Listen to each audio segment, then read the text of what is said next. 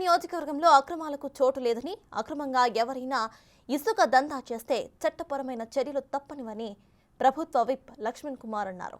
అయితే వెల్గటూరు మండలం కప్పరాజుపేట గ్రామ శివారులో అక్రమంగా చెరువు మట్టిని తరలిస్తున్న 11 లారీలు, ఒక జేసీబీని పోలీసులు పట్టుకున్నారు. పోలీసుల ఆకస్మిక దాడులతో లారీలను, జేసీబీని వదిలిపెట్టి డ్రైవర్స్ అక్కడి నుండి పరారయ్యారు. అక్రమంగా చెరువు మట్టి తరలింపుపై చర్యలు తీసుకోవాలని ప్రభుత్వ విప్ ఎమ్మెల్యే అల్లూరి లక్ష్మణ్కి ఆదేశాల మేరకు పోలీసులు దాడులు నిర్వహించారు. నాయకులు కాంట్రాక్టర్లు కుమ్మక్కైపోయి నియోజకవర్గంలో ఉన్నటువంటి నల్లమట్టి, కంకర అక్రమ వ్యాపారం చేసినటువంటి అలవాటు పడ్డారు 10 సంవత్సరాల నుంచి. మేము ధర్మపురి ప్రజల దయతో ఆశీస్సుతో గెలుపొందినటువంటి మీ లక్ష్మణ్ కుమార్ శాసనసభ్యుడిగా నేను ఒకటి మనవి చేస్తున్నాను. జిల్లాకు సంబంధించిన జిల్లా అధికారులు, జిల్లా కలెక్టర్ గారికి కూడా అధికారులు కూడా చెప్పడం జరిగింది.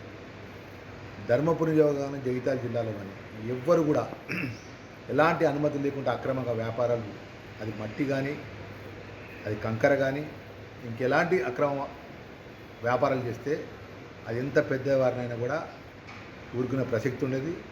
ఈ నూతనంగా ఏర్పడేటువంటి ప్రభుత్వం లోపల అక్రమాలు, అరాచకాలు చేసేటువంటి ఎవరినైనా కూడా చట్టపరంగా శిక్షిస్తాననే విషయాన్ని కూడా మనవి చేస్తూ, ముఖ్యంగా జిల్లాకు సంబంధించిన జిల్లా అధికారులకు కూడా చెప్తున్నాం. ఏదైతే ప్రభుత్వ నిబంధనలకు అనుగుణంగా అనుమతులు ఉంటే ఆ స్థానిక అవసరాలను బట్టి, అక్కడ ఉన్నటువంటి ప్రజల ఇబ్బందులను బట్టి దానికి అనుమతి ఇవ్వండి.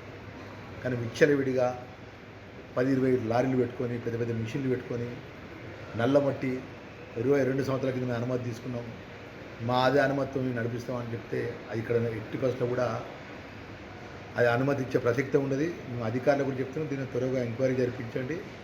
ఏదైతే ధర్మపురి నియోజకవర్గం లోపల ఈ నల్లమట్టి పేరు మీద అక్రమాలు చేస్తున్నటువంటి బడా వ్యాపారవేత్తలకు చెప్తున్నాము, మీరు అనుమతితోనిది ప్రభుత్వ నిబంధన కనుక అనుమతితో పనిచేయండి.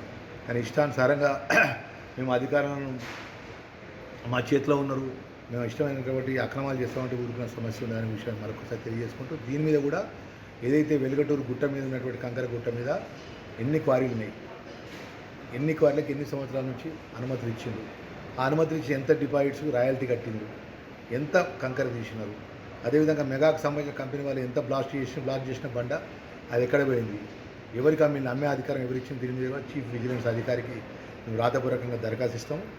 పూర్తిగా విచారణ జరిపించాలి, ఎవరిని వదిలిపెట్టే ప్రసక్తి ఉండదనే విషయాన్ని కూడా ఈ సందర్భంగా నేను తెలియజేస్తాను.